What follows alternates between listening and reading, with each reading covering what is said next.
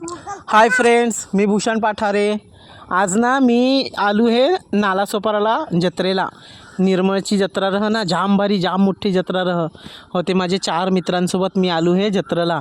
भारी एकदम रह, फार गर्दी रह। आणि तुम्हाला पुढच्या वर्षी याचा वा ना, तुम्ही नक्की जत्रेत येणार नाही नालासोपाराला निर्मळला। दरवर्षी 15-20 दिवस जत्रा रह होती नालासोपाराची। निर्मळची जत्रा रह या, तुम्हाला मी जत्रा दाखव हो या।